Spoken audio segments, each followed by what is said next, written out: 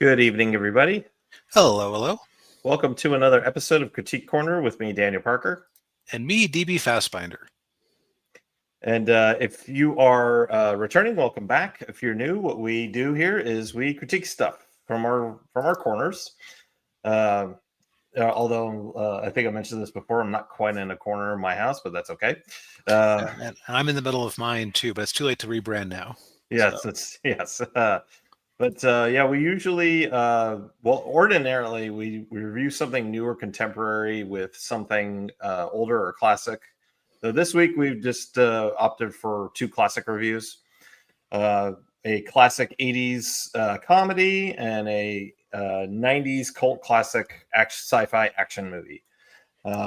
And we also have a couple of solo things that we're going to talk about that are a little unconventional from what we usually discuss, which is probably a good thing. Although they are new at least, so That's true. we got our new stuff in somehow. Indeed, yes. And as soon as DB can get his screen shared, we can get with our first review of the night, which is Trading Places. Yes, Trading Places. I think I must have caught a little bit of this movie on TV once before, but and I knew it by reputation, but that's all my exposure to it. Yeah, it was one of those Comedy Central mainstays back in like the 2000s. It makes sense. Yeah. But yeah, it's it's Dan Aykroyd and Eddie Murphy, and directed by John Landis, who at this point in his career he had directed Animal House, The Blues Brothers, and this was the movie that he made right after the Twilight Zone movie. He kind of needed a rebound after that one. Yeah, he did. Yeah. You can only kill so many Rod Serlings before you need to rebound. Yeah. Yes. Yeah. Well, it wasn't Rod Serling he killed. It was Vic Morrow. Okay. Yeah, and two children. I think okay. That's oof. Yeah, that was bad. I'd heard wrong. Okay. Yeah, that's all right. But anyway, to get into this movie, it's kind of I'm trying to think. It's not Prince. It's not the Prince and the Pauper, but it's it's kind of it feels like it's an adaptation of the old Mark Twain short story, The £1,000,000 Note. Yeah. It's not like a direct translation of it, because in that story, you had two wealthy old men who got into an argument about how adaptable people are, basically. And so they had this bet where they left somebody alone in, I think it was an American, alone in London with nothing but £1,000,000 banknote, which basically at the time, if you had it was supposed to be, of course, redeemable into gold, but it was basically useless because you can't exactly walk into a local bank in the 19th century and get £1,000,000 worth of gold. Yeah, that would have been very difficult. Maybe if you showed up at like the biggest house in London. Yeah. Even then, they probably wouldn't necessarily hand it over right away. If only because how do you carry it out? Right, exactly. Yeah. But this movie we have actually let me pull up the IMDb for the movie real quick. Well, you've got the Duke brothers, and they're not good old boys who don't mean no harm. They're bad old boys who mean a lot of harm. Yes, they are commodities traders, which means they trade in like. Well, they kind of explain it to Eddie Murphy later in the movie, but they're like they trade in like pork belly futures. Well, the big one was frozen orange juice concentrate. It was gold. Yeah. Yep. It's Randolph Duke, played by Ralph Bellamy, and Mortimer Duke, played by Don Amici, who I was reading a little bit about this movie. Between the two of them, one of them had been in 99 movies as of this one, and the other had been in 49. And this was Eddie Murphy's second movie, so he was joking, "Hey man, between the three of us, we've been in 150 movies." But they were very much, they were very much professional actors, and Yeah. their challenge in this movie is they're debating whether Dan Aykroyd's character, Louis Winthorpe III, a Mhm. Harvard man, if ever there Yeah. was one. Yes. Uh, Yes. yes, quite. Yeah. Um, basically, whether his success at the firm was a matter of breeding or whether it was a matter of like temperament and or whether it was nature versus nurture. Right. That's Yeah. I was saying a little bit wrong. Like, was it breeding or was it just where he happened to be? Yeah. And so what they decide to do is they plant drugs on Dan and ruin his life, while they recruit Eddie, who was a shyster who was pretending to be a legless Vietnam vet And blind, and blind, blind. legless. Yeah. And so they destroy Dan's life and knock him down into the gutter, and they take Eddie and they elevate him into having actual positions at their firm. Yes, and as the movie progresses, Dan is trying to get back into his old life, even though he's been completely shunned by everybody, including his fiance. Mhm. And it I gotta say, John Landis must have really had it out for the country club blue blood types, because this is like the second movie where he's like really getting at them. The other one being Animal House. Yeah, you wonder what kind of experiences he had, Yeah, or he's just rightly recognizing that if you that they're an easy target to point at and get the audience on your side. that's true. Yeah. Uh, Um, Although, unlike Animal House, where I actually ended up finding myself sympathizing with the dean because the members of Animal House were so ridiculous. yeah. Uh, no, there's no like you've heard the argument online that, oh, Gaston was the real hero of Beauty and the Beast, and Yeah. trying to like Yeah. twist things to make him seem more sympathetic. Mhm. You could not make that case in this movie. These two are just capricious jerks. Oh yeah, they are. Yeah. Yeah. And of course, and also rounding out the cast is Jamie Lee Curtis. Yes, very much rounding out the cast. Yes, yes. Yeah, if you want to see her boobs, watch this movie. Yeah, she plays Ophelia, the a hooker with a heart of gold, who kind of she feels sorry for Dan, so she takes him in and basically tries to help him get back on his feet, and then of course as the movie progresses, that's when Eddie Murphy kind of starts to realize that, okay, something's going on with this company, and then he overhears the bet, and he goes to Dan Aykroyd and tells him about it. So they're like, oh, okay, well, we got to get back at these guys. Yeah. By the way, the bet that destroyed Lewis's life was for a single dollar. Yeah. $1. Ah. Yep. All right. So I say that I came away from this movie being mostly positive. I was very worried. Like, okay, so I've pulled the plug on a couple of movies we were going to watch recently. I didn't want to make it a three-peat, but it was almost getting that bad around the half-hour mark. Yeah. Yeah, it takes a while for it to build up. Yeah. Because that's right around that time. That's when they put the bet into motion and ruin Dan Aykroyd's life, and give Eddie Murphy a job and a whole bunch of money, and yeah. Right.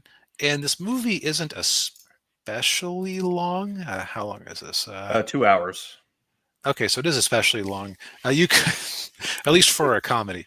Yeah, I feel like there's like 10 minutes of fluff you could have cut in the opening.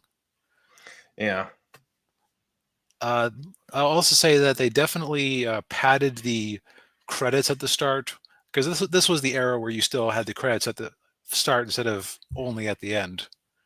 right. Yeah, Um, yeah. they kind of pad that with a lot of shot footage for New York. Philadelphia. Philadelphia. Okay, Yeah, no. I Close misunderstood. enough. I had Close enough. Yeah, I've very rarely been to the East Coast. I'll just admit it, yeah. and I just assumed, oh, futures trading, got to be in New York. Well, you would assume that, yeah, but yeah, for some reason they're in Philadelphia. They do end up in New York though at the end of the movie. Okay, that's probably okay. Yeah. But yeah, So basically, I was mildly checked out at the start, and I don't know my Philadelphia landmarks well enough to recognize it. yeah, Anyway, yeah, so the problem, like Daniel said, it's just the first half hour or so is just all set up, and it's not especially interesting setup because I think if I had one criticism for this movie, it's that it's a little bit overstuffed.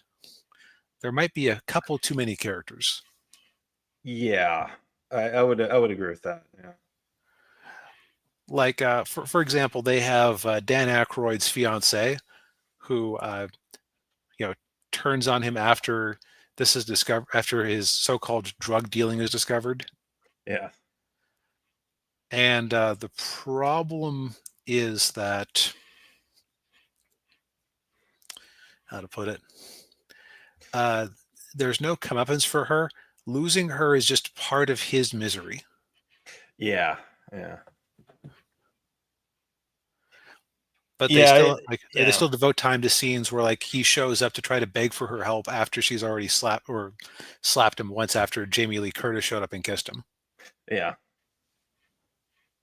Uh, yeah, I would have liked to. Yeah, it would have been nice to have like a scene in there where like he does kind of like rub it in their faces, or they're like, yeah, like, none of that, you were wrong about me and da da da. But Yeah. Also, let's see here. Was it Denholm Elliott who played the butler? yes, yeah, Um, he was also a bit complicit in the scheme, and then just kind of switched sides in the middle of the movie without there yeah. really being any attention brought to it. Although I will say, you could kind of tell that as he was going along with the scheme, he didn't want to do it. Right. He was kind of a reluctant participant. But yeah, like it. But It would have I been was nice. just following orders isn't really a good defense. Right. Um, right. Or even like if he just added his own apology in the scene where Eddie Murphy and Dan Aykroyd decide to team up, that would have felt better. Yeah, yeah, But that's a minor quibble. So after that half hour mark, it all gets very funny yes, because you get a lot of fish out of water humor, which is great. Eddie being out of his element, Dan. This might be the hardest Dan Aykroyd's ever acted in anything I've ever seen, just because he is just so completely miserable and dejected, and you can watch him going insane. yeah, yeah. Yeah, culminating in like as you see in the poster where he dresses up like Santa Claus and crashes the company Christmas party. And and he steals a bunch of food, and he's on the bus on the way home, just eating a slab of salmon. Yeah, it's all tangled up in the beard. I'm like, oh, Yeah. Um, ugh. the other thing I'll say is that it ends well. Like it's basically a classic comedy, which by which I mean not just that it's funny, but it's also just very you know good triumphs, evil doesn't. Yeah. And I will say too, the usually with Landis's comedies, the climax tends to get really silly. Um, it didn't with this one. The ending is not silly. Now, I mentioned to my dad that I watched this movie, and he mentioned that they had tried to film the trading day on the New York Stock Exchange with people around, and they had to end up shooting the scenes at night because them making a bunch of fake calls and trades was actually affecting the market. Oh yeah, I could see that. Yeah. Uh, Hearsay story from my dad, but he usually is good at retaining these little factoids just like I am. Yeah. Yeah. But yeah, I mean, this is yeah, it's a funny movie. not one of Landis's better movies, but certainly right up there. It also started the friendship between Eddie Murphy and John Landis that lasted until they did Coming to America, and then they hated each other, which is a whole other story. Yep. Also, my dad says that this movie is in continuity with Coming to America because a couple of characters recur Yes, in a blink and you miss it moment. yeah, yeah. I think I sent you that clip, didn't I? You might have. I don't think I watched it, but Okay. he mentioned it to me when I basically we met up for Father's Day, and part of our conversation was about the movies I'd watched. So, Okay. but yeah, worth your time. Now, it's funny that you called this not one of Landis's best movies, but I liked this considerably more than the other Landis movies we've reviewed for the show. So that just tells me I'm a little bit out of sync with his normal, if this is his slump. Yeah. Well, to each their own. I still, I know you didn't like Animal House, but I enjoyed Animal House. Oh, I know. I know when I'm out of sync on life. Yeah, that's okay. That's okay.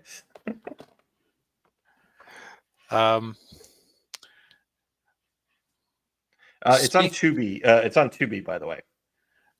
Oh, yes, that's right. Both of this is the week of Tubi. Actually, this is the week of free stuff as far as streaming, but yeah, we'll get into that in a minute. Yeah. This and Demolition Man are available to stream on Tubi. Yeah. Sorry, now, you were transitioning. I'm sorry. Yep. Now, what is not available to stream on Tubi is the new Walking with Dinosaurs season. I will be right back. So just keep going. So, quick backstory. I was a dinosaur kid, and I always wondered when I would get too old for dinosaurs, and that really hasn't happened. Although a big chunk of that is because YouTube makes it super easy to stay up to date on your niche interests. Now, the original Walking with Dinosaurs series came out in, was it 1999? 2000. And it was completely revolutionary because you had dinosaur specials that basically the format was have a scientist talk at the camera for a little bit, have some sort of stop motion, 2D animated or very primitive 3D animated scene, cut back to the scientist talking about how they know things about dinosaurs. And where Walking with Dinosaurs came in is that was a BBC production that in 2000 had the lofty goal of creating basically a dinosaur nature special. Like imagine the type of nature special where you never see a human on camera, and they did it all with CG models. They spent ages finding spots where they could shoot that didn't have too many modern plants in it. It's like places like the Canary Islands, New Caledonia, and other places with really primitive environments. And so, in every episode, they would pick a different time and place for the dinosaurs, and you usually follow a character or a couple of characters through it. Like, you'd have this is the old Coelophysis, or actually, it was the old Postosuchus managing her territory, and oh no, these dinosaurs are taking it over, or something like that. And it was a milestone. Got huge ratings both in the UK and the US. I used to have the DVDs. I don't know if I do anymore. And it spawned a whole bunch of spin-offs like Walking with Prehistoric Beasts, Walking with Monsters, which covered pre-dinosaur life, and all around just a good time. Then it kind of faded away. They had some spin-offs. In 2013, they made a very odd decision to make a Walking with Dinosaurs movie where the dinosaurs talked. Oh. It was not well received. Yeah, like a live action Land Before Time kind of thing. Yes, only with more juvenile humor from what I recall of the trailers. Oh, Yeesh. So then the franchise has been kind of dormant since then. So this is a new revival that started on the BBC. And as of yesterday, the first episode of the new series was available on PBS's YouTube channel, which is where I watched it. And unfortunately, it kind of feels like a step backwards.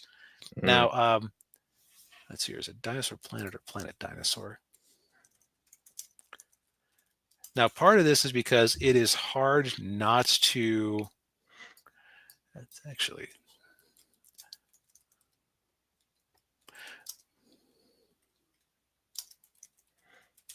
What was the name of that one? Now, is this David Attenborough? It is not. What I'm looking up is I'm trying to figure out what the name of his dinosaur documentary was, because it had a very generic name that's the same as a lot of other dinosaur documentaries. Okay. Prehistoric Planet. That's it. Okay. In that case, I'm not gonna beat myself up too badly for forgetting the name of it. Yeah. That's like the most generic name possible. Yeah. Now, this series has gotten some comparisons online to that series. That is unfair. That had Apple TV money, and it had Jon Favreau bringing his technology that brought us the live action, quote unquote, Lion King movies, and making like the most accurate dinosaurs to date with it. Like a BBC production was never going to compete with that on just a visuals perspective. Yeah. They're playing with the taxpayer money of British citizens. Right. There's only so many TV licenses they can sell. Yeah.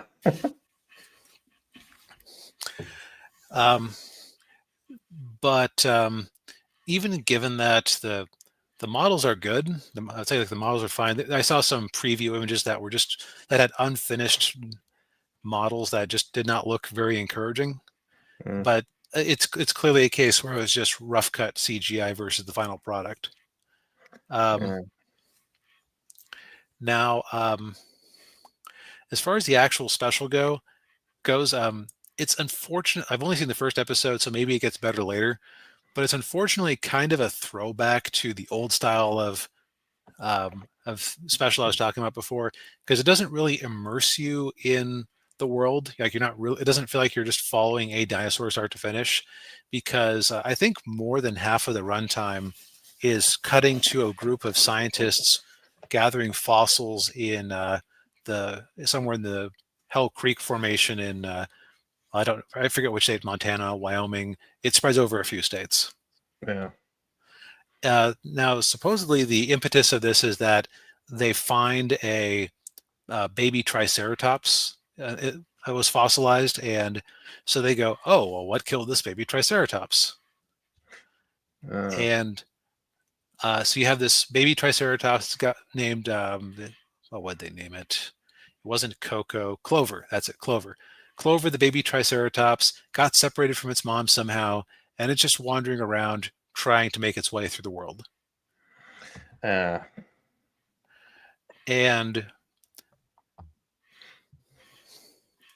it feels like the T-Rexes in this movie in this special were like short breast T-Rexes, or like they just weren't very good at T-Rexing.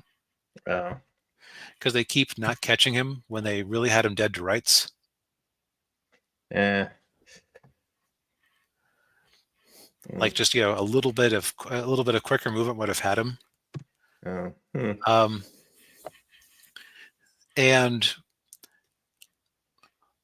all of the fossil sections would probably be very interesting if you were a child watching it and you didn't really understand paleontology or how it worked. As somebody who does, I just wanted to skip those scenes, but I just kept watching them just to see what just for the sake of review. Like if I was just watching by myself, I would have skipped it. But since I decided I was going to talk about this for the show, I had to do the responsible thing and give a proper review, right? Right. Yeah. And it was all very staged, like incredibly staged. Like they were out there in the field and they had a perfect plastic model of a T-Rex's brain cast with different sections highlighted in different colors. Uh, Because like the idea is that, oh, we're out here in the field, we've caught, or we found the small Triceratops skeleton and a big T-Rex leg, and oh, what happened to this Triceratops? uh, And so they kind of tease you through the whole episode, like, are they going to get Clover this time? And then amusingly at the end, they point out that if a T-Rex had gotten Clover, he probably would have just swallowed him whole. oh, yeah. So there wouldn't have been a fossil to find. Ah. That is actually apparently a theory about. Okay, so most dinosaurs went with the survival strategy of lay a lot of eggs. A couple will make it to adulthood. Mhm. But there's a question of, well, why don't we find more juvenile dinosaur bones here at Hell Creek? And part of the answer is, well, if a T-Rex found a body, it was probably just that they could crack bones very well, but they couldn't crack bones that were too large. So that kind of put a pressure on how many small bones would get through. Yeah. To enter the fossil record. Mm. But also, just unfortunately, Clover's story just wasn't. It felt stilted, is the best way I can think of to put it. Like there's a way that you can move 3D models where the characters feel alive, and I feel like they almost did it better back in 2000, which is kind of interesting. Mm. So like it's technically fine. I would say that if you don't feel like spending any money for a CGI dinosaur special, you can do much worse. Probably the better enjoyment would be to watch the various clips and shorts that they've been putting out for individual segments, because then you don't deal with like 5 minutes of them breaking the flow of their story to show off fossils. Yeah. Oh well. Hey, Courier's Outlet. Good to see you, man. Hey, man. And don't give them any ideas, Ninja. What did Ninja say? They could introduce a hate crime tax in Britain. Yeah. Now, if you do feel like spending money, unfortunately, Apple is holding Prehistoric Planet behind their subscription service. I would say that the 2 seasons we got out of that are worth a watch if you're interested in dinosaurs. This is like more. I would show this to a kid just because it's not. Like they censor blood and things like that, and it's also just designed to. I feel like that's the target audience is kids who don't know that much about paleontology yet. Yeah. Something you'd show in an elementary school class. Yeah, actually, yeah, you probably could show it there. Yeah.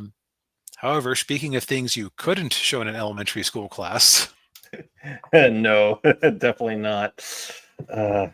it's a one-way ticket to midnight. Yes. Yeah. So for my solo review, I went ahead and read my copy. I got my copy right here of the Heavy Metal Kickstarter, which fulfilled. I think they finished fulfilling a couple of weeks ago. And obviously very successful Kickstarter. I believe they raised almost $800,000. Wow. Yeah, and currently it's on backer kit right now. And I think between the Kickstarter and the backer kit, they've raised almost $1 million. So it's, we should all be so lucky in the indie comic sphere. But yeah, so this is kind of a return to form for the franchise. It's been through kind of like ebbs and flows over its life. For those of you who probably weren't aware of this, back in the earlier mid '90s, Kevin Eastman, who's one of the creators of Teenage Mutant Ninja Turtles, he and a couple of other guys actually bought Heavy Metal, and they parlayed that into more books, and then they made a movie where Eastman put his wife in it. As he is wont to do. Yes. By the way, any controversy about April O'Neil's canon hair color and ethnicity because April just happened to look like whoever he was dating at the time. Yeah, pretty much. Oh, that sucks, man. Courier's Outlet, they sent him the wrong cover and they won't respond. That's too bad, man. Hopefully they'll get back to you at some point. But yeah, so in typical, but this book here, it's in typical heavy metal fashion. I mean, it's an anthology, a very thick book. I mean, as you can see, That's very thick. How much did that cost? this was 25, I think, maybe 15. I can't remember, 15 or 25. Not that much. Oh, yeah, that is crazy. Yeah. But yeah, so it's in keeping with heavy metal, it's an anthology story. I mean, they're like, God, I think I didn't count how many stories are in here. There maybe at least like 20, because they range in length. Some of them are only like a couple of pages, and then there are others that are like 8 pages. But yeah, it's and as you might expect with anthologies, some of the stories are really good. Some of them are, you can skip over them if you're reading it. I will say this one story I really liked. This one with Tarna, of course, who's the everybody, when everybody thinks of heavy metal, that's usually who they think of. They think of Tarna. So this right here, I really like this story. Thankfully, I opened it on the page where she's not naked. There's plenty of fan service, by the way, in this, especially with Tarna. Yeah, it's kind of what she's there for. That's why in South Park they they kind of made her the object of it. Yeah, when they're getting cheesed. But yeah, I like so Tarna's got 2 stories in there. One of them's really good, where she's fighting these kind of like Neanderthal type guys who ride around on giant winged bats.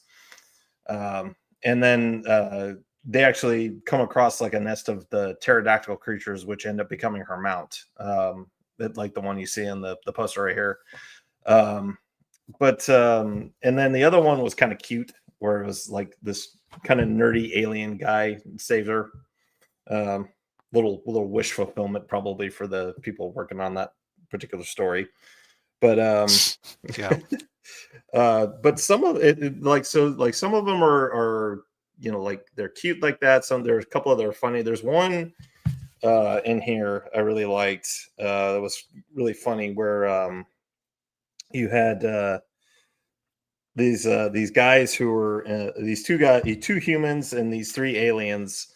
They end up on this kind of like spooky swamp planet, and they come across a castle that's inhabited by Dracula, the Mummy, Frankenstein, and the creature from the Black Lagoon. And they're lamenting. They traveled to this planet because back on Earth, nobody was scared of them anymore. They weren't really monsters. They were all worried. It's the guy with the chainsaw and the guy who goes in your dreams and the guy with the machete and the hockey mask. But there's some of them that are kind of like, there was one that was really disturbing. Where it was actually the first story, where it's about this astronaut crew who they lose contact with them, and so then they send these other astronauts to get them, and they're all dead except for one of them, the mission commander. And as they find this astronaut crew, spatial crew on Earth, everything digital is gone. Like, just there's like some weird event and every like digital thing is gone, so everything's back to analog. And so like people have to like remember how to do things. They're like, well, there was no digital working on the shuttle, so you have to fly it in, you have to dock it manually. And they're like, I don't know how to do that.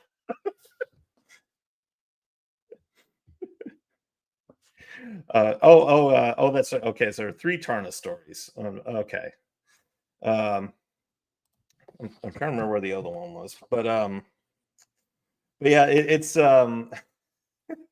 but yeah, so there's that story, and then there was another one that was actually really sad. About this. It was a robot a humanoid robot who was like a jazz musician, and or he's a musician, and but he was part of a family of musicians, and then there was this robot human war, and the robots won, and his human family all died. So he goes out to do this great one last performance, and then he uh, booms himself. Hmm. Yeah, and there's okay. So this one story here it went nowhere. It was you got these dwarves who they're like they're living underground, and like they seal themselves off, and they're like, oh, the humans are coming back, and the humans are like it's like modern day humans. They're just miners, and then the story ends. It's just odd. But yeah, I mean, there's some. I would say. Also too. There are a couple of references to segments from the movie. One is the famous B-50 B-17 bomber sequence that they did with the Lochnar turning everybody into zombies. There's kind of a continuation of that, uh, and also the opening sequence of the movie where the car landing with the astronaut driving the car and landing it on the planet. That's in there, although it takes a different turn than it does in the movie. So, would you say the movie is kind of necessary viewing before reading this? I wouldn't say so. Um, maybe for maybe for that sequence with the World War II part. But no, I would say I mean you don't necessarily need to watch the movie to enjoy this. But I would say 85% of the stories are really good. The rest of them are kind of meh. I would say some of them kind of near the end were a little meh. Mm. But So, yeah, so it kind of gets a B rating on a hit in terms of hits. yeah, I would say that. Yeah, B. Yeah. Not fantastic, but I mean, but I will say the stories that are good are really good. Um, the artwork is fantastic on a lot of them. There was one that I didn't like the artwork on because they used very shaded coloring on it. I don't know if you can see that. It's kind of hard Looks to see. it looks like it's very muted. Yeah, Mm. yeah. The story on this one was actually pretty decent. The problem was I had a hard time seeing it.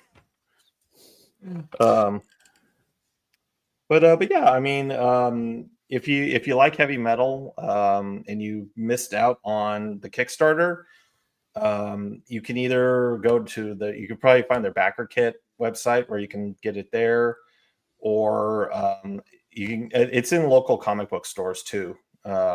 I don't know if it's on Amazon, but you could probably pick it up. Yeah, where at your Wherever fine comic books are sold, also Indeed. Marvel and DC. Yes.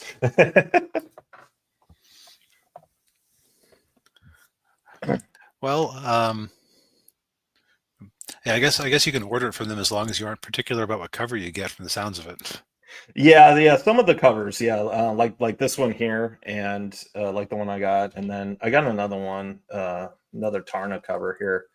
I think these were just on the Kickstarter. Hmm.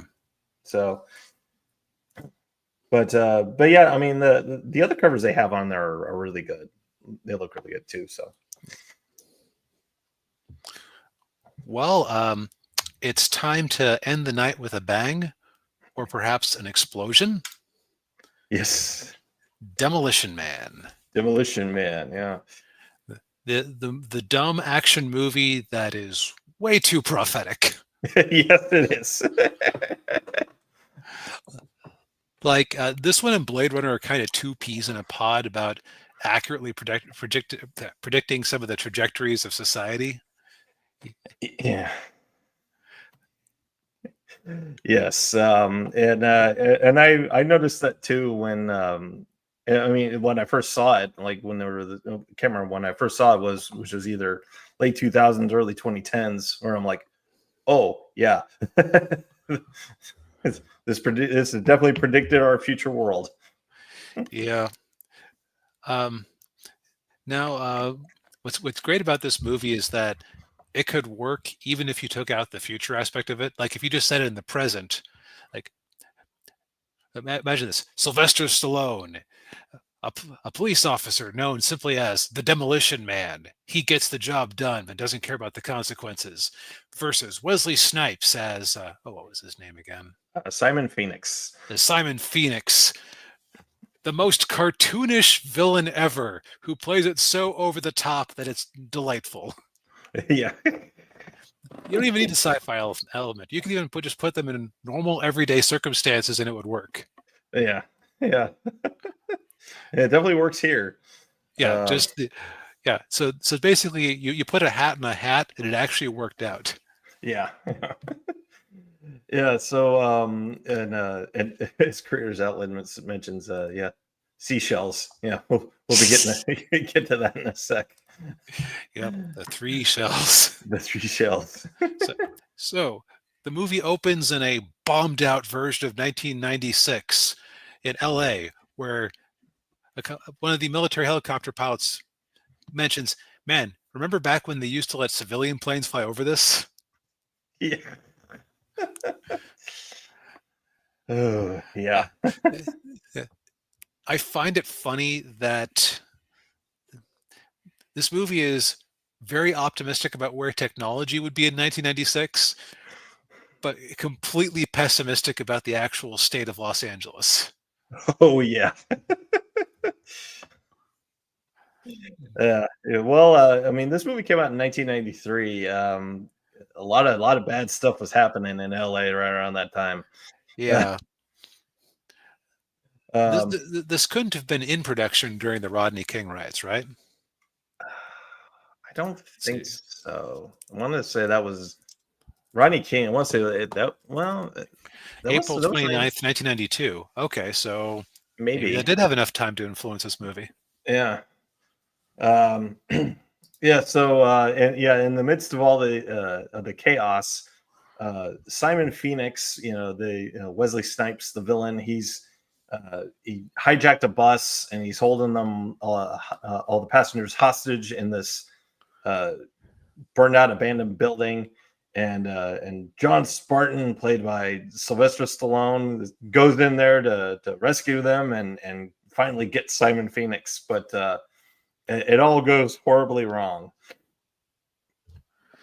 Yes, in the course of things, it appears that first off, Phoenix rigs things up so that the building explodes, but it's all blamed on Spartan because he is, he's known as the Demolition Man, the guy who doesn't care about property damage as long as he saves people.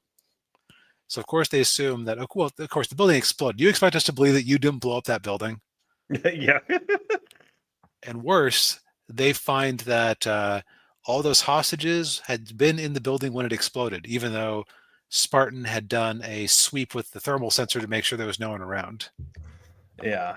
Uh, yeah. So as a result, both Spartan and Phoenix are put into they become cryo criminals. So they're put in this cryogenic stasis, and they're putting little implants on their heads to alter their behavior, Right, their personalities. Yeah, basically. right. Just designed to rehabilitate them in their own way. Yeah. So then we flash forward to 2032, and in a very happy-go-lucky, bright and shiny, clean future San Angeles, which was L.A. and San Diego and Santa Monica all in one city. If one megalopolis, everything is shiny and chrome. If you try to do graffiti, there's anti-graffiti measures on the buildings that just instantly dissipate it. Yeah. I would say that they're okay outside of the whole cryo sleep and mental reprogramming thing.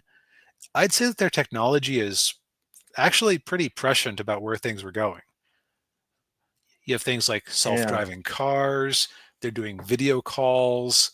There's there's equivalents to the internet that are just wirelessly connecting things together. As far like it's in the background, but you can just surmise that that's what's happening. Yeah. Yeah. Fast food restaurants are collapsing.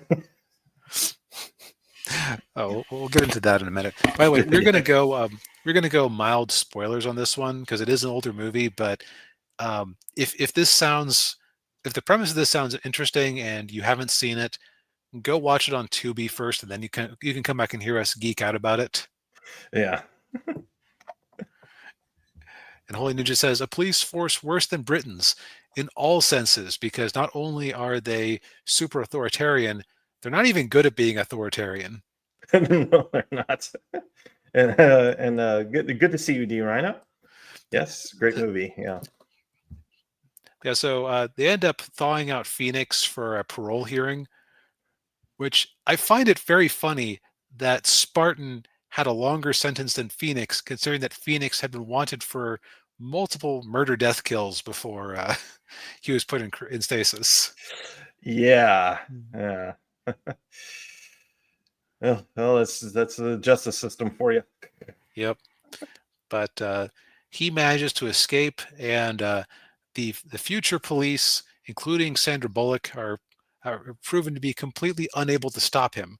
Uh, what it kind of reminded me of is you know how like you'll have a species that's adapted to live on a small island like the dodo, where they just have no fear of anything because it would actually waste their energy to walk around being nervous about things when there's nothing to eat them, and then Yeah. rats show up. Rats Yeah. and dogs show up. That's what it was like watching Phoenix deal with these wussified future cops. Yeah. Because like their training manual is basically tell them loudly and firmly to submit, Or else. and that is the extent of the plan. Yeah. Yes, and so since they're so ill-equipped to deal with Phoenix, they decide to wake John Spartan up so that he can go and get Simon Phoenix. Of course, they treat Spartan just with total disdain. They call him a Neanderthal and a barbarian, and Right. Which is quite hurtful considering it's only 40 years later. But that's part of the future they predicted was that. Now, what this movie is, it is an adaptation of Huxley's Brave New World in a sense. mm. Yeah, it is. Yeah. And to drive that point home even further, Sandra Bullock's character's last name is Huxley. Yep. And I was mishearing her name as Willina, but it's Lenina. Lenina. So Okay. now she's one of the funnier characters in the movie just because. Okay, Sandra Bullock was always my favorite of the rom-com stars. Mm. I'll even watch some of her newer movies occasionally, like that one that she did with Tatum a couple years back, Oh yeah, Lost City, I think. Lost Cities or whatever. Yeah, Yeah. she's always a delight. Um, and what she's basically playing is Starfire from the Teen Titans cartoon, in the sense that she's just very, very innocent and childlike, but she has an interest in 20th century contraband. It's like she has a lot of old stuff, and she knows Phoenix's career very well. Mm. Not Phoenix, Yeah. Spartan's career very well, Yeah. and she looks fondly at him, and but she's also just very, very naive and innocent. Actually, everyone in this is kind of naive and innocent. It kind of reminds me of the clones from the Island movie from Michael Bay. Oh yeah. Oh yeah. Yeah. Yeah. Like it's Very not that similar. Yeah. it's not that they're stupid. It's just that they've lived in a very isolated, controlled environment where they don't have to deal with certain realities. Yeah. Like a psychopathic murderer on the loose. Right, exactly. And that's kind of the Yeah. problem with Utopia is that it's even if you can get 99% of the population on board, there's going to be that percentage who just says no and decides to break it because it's there. Yeah. So Yeah. some men just want to watch the world burn. Yes. Yeah. Yeah. And well, and one of the other characters who's kind of falls into that character category is Edgar Friendly, who's played by Dennis Leary. Oh, is that who that was? Okay. Yeah, Dennis Leary. Yeah.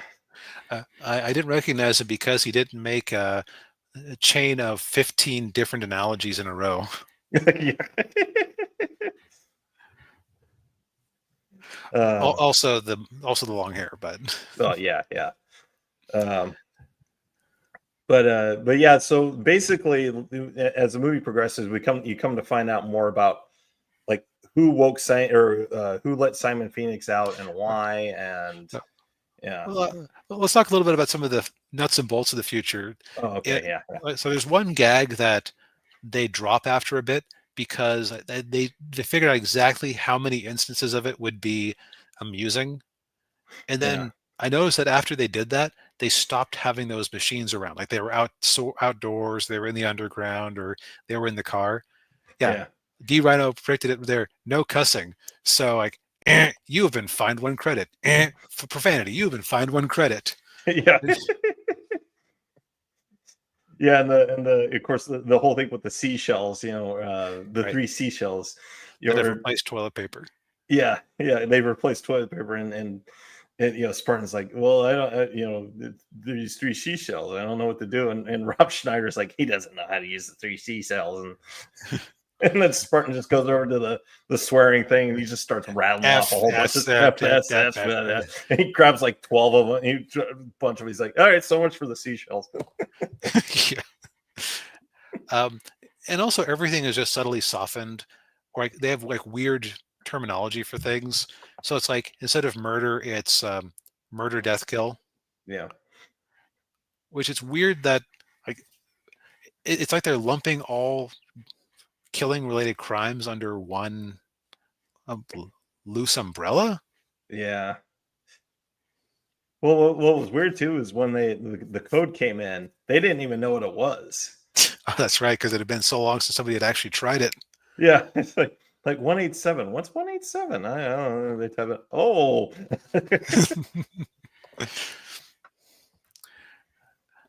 Let's see. So like you were saying before I cut you off, you find out more about who revived Phoenix. Yeah.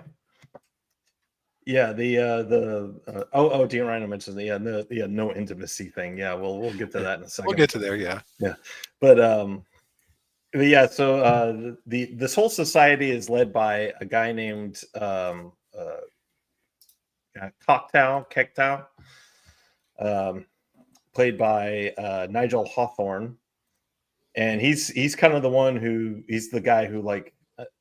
So if you ever watched Star Trek, with the Vulcans, the Vulcans were like they almost wiped themselves out because of their emotions. They feel the emotions very strongly, and then this guy named Surak comes around, and he creates the whole philosophy of suppressing the emotions and embracing pure logic, and that's kind of what this is here. It's a similar thing where they this Kato guy basically teaches people how to be nonviolent. Right. Engineers a society to just take away all of the rough or the sharp edges of human life.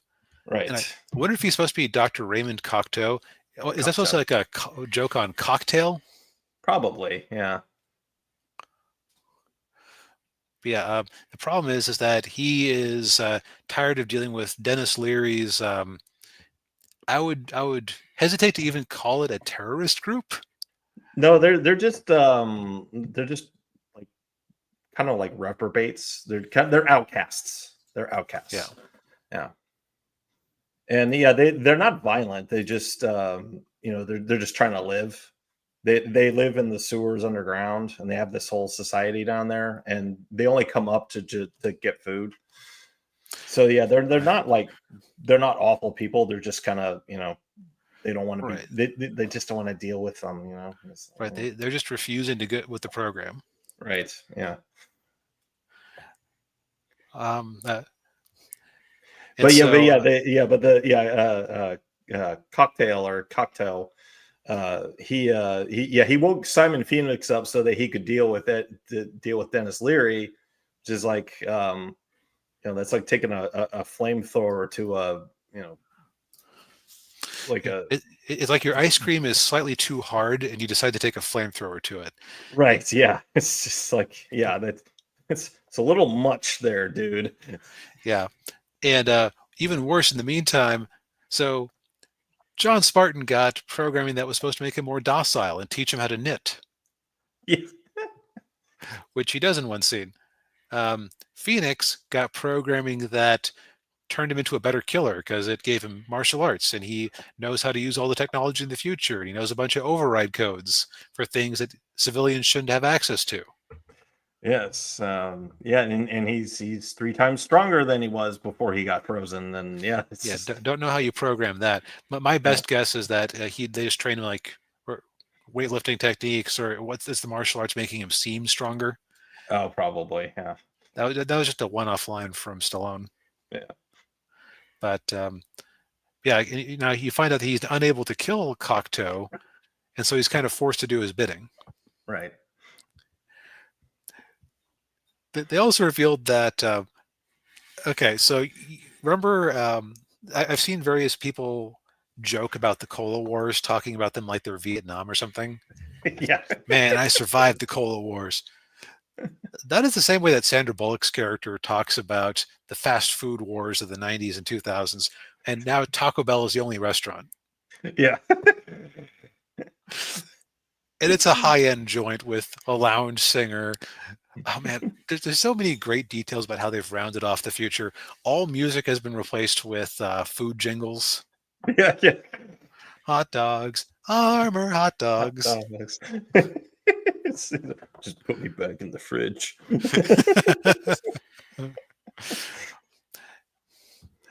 And also I love the set design and costume design on this one.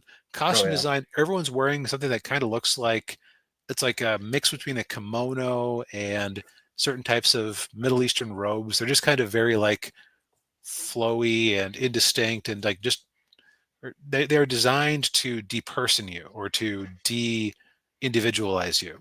Like everything's very bland colors. Yeah.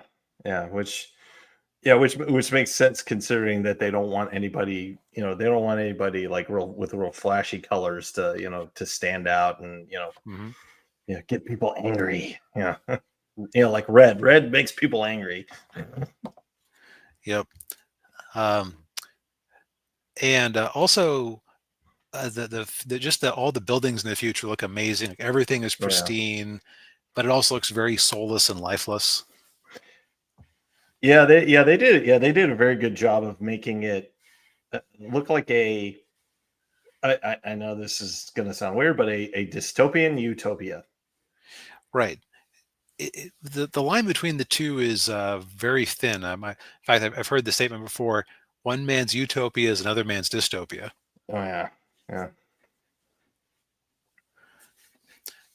But anyhow, so in the course of things, our heroes get invited to join Cocteau for a quick dinner at Taco Bell, which is a ritzy event. Yeah. And that's where he sees Dennis O'Leary's people raiding the Taco Bell food trucks. Yeah. For supplies, and he realizes that he isn't necessarily on the good side. Yeah. That's when he starts seeing the cracks in the veneer. Yeah. Right. Like he was never on board with it, but it was like, well, if this is just how people are. Yeah.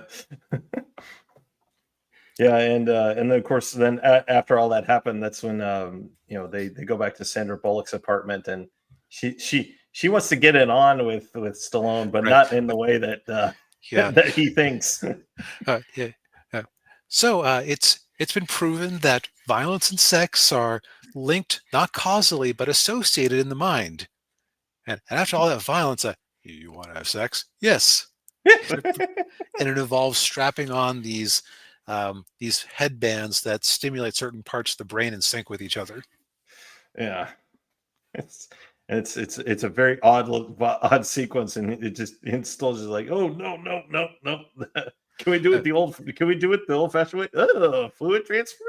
Oh, that's how you get. There was HIV, and then she rattles off a few more made-up diseases.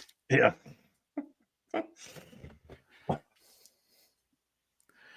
Yeah. And like, well, what if you have a baby? Well, yeah, we would screen our genetic material, and then it would. I think they even have like vat children. Yeah. Yeah. Yeah. Yeah. There's no you know, procreation the way God intended it. Nope. It's all through science, and yeah. Another way in which this is a sterile future. Yeah. But yeah, I mean, this, of course, it all kind of culminates with, a big action set piece at the end. Great fight scene between Stallone and Snipes going at it. Yep. Yeah, Yep. And of course, yeah. Well, let's not spoil it. yeah, We've already covered a lot of the great beats, but if for some reason you stuck with us and didn't watch it, just go to Tubi, watch it. It's free. You'll just have to watch a couple of ads. yeah, yeah. Yeah, no, I highly recommend this movie. And I don't know why this movie really didn't catch on when it came out. I assume maybe the marketing didn't really do it justice. I looked it up, and it looked like compared to its budget, it did all right money wise. But it was like what wouldn't have been an enormous profitable day, but it made like 150 worldwide, I think, or 150 in the U.S. Okay. I don't know. Maybe people were turned off by the theme song by Sting. Sting did the theme song. Yeah, I did. Yep, I knew that because I have a Best of the Police album around somewhere that included it. Oh, jeez. See, you go, oh, geez. I go, yeah, Sting's cool. No, I don't have a problem with Sting. I just not that's not who Not I your would flavor. choose. Not my flavor. Well, not my number one choice. Yeah. But and not necessarily my choice to do the theme song for a movie like this. Yeah, that was an interesting choice, wasn't it? Yeah, I would have gone with somebody like Okay. So it was a budget of 45 to 77 million, 58 in the US, 101 international, so 159 worldwide. Yeah, so this is one that made it up on VHS and DVD and Blu-ray and TV and whatnot. oh yeah. Yeah, okay. Yeah. It's kind of an odd movie. I mean, I was talking with my dad about it on Father's Day, and he mentioned that he gave up at that simulated sex scene. Like, I think you have to be in a particular mindset to enjoy it. Yeah. Like performance-wise, everybody does what they're supposed to do. Like I mentioned before, Wesley Snipes is just a delight as this over-the-top cartoonish villain, Oh yeah, yeah. kind of like he was in New Jack City, actually. Now that I think Oh about yeah, it. yeah. He was. Oh yeah, he was. Yeah, very similar. Yeah, yeah. The dynamic between Stallone and Snipes in this movie is kind of like a like cartoon, hero villain kind of setup. Yeah, it would not take very much to make it Batman versus the Joker. No, yeah, yeah, yeah. Stallone, he's Stallone. This isn't like Copland where he really had to stretch himself. No, you could tell he was kind of having fun with this movie. Oh yeah, he was. I'm just saying it's not outside of his wheelhouse at all. Right. Yeah. Yeah. Yeah. This is more of his comfort zone. Yeah. Than Copland. You have just a in command ass kicker. Yeah. And he kind of had to be a little bit that sort of template or character archetype because this is really what would happen if you had an 80s action star end up in a utopic dystopia. Yeah. And it's just kind of making the case that the world needs a certain rough and tumble angle because you can't shave the edges off and expect things to survive. Right. Yeah. Well, as he says twice in the movie, send a maniac to get the maniac. Yep. Hmm. It's like the old observation that police officers very often match the psychological profile of the people they're fighting. Mm-hmm. Yep. But yeah, go watch this movie if you haven't already. Yep. Well, I think we've said enough. Yeah. I would say overall this was a pretty strong week. Yes, it was. Yeah. Yeah, we had some good reviews and watched a couple of really good movies. Yeah. Yep. But yeah. Well, thank you everybody for tuning in. We appreciate it as always. Indeed. Yeah, hit that like button, subscribe to the channel if you haven't already, ring the bell, all that good stuff, and we'll see you next week. Night, everybody. Yep. Not everyone.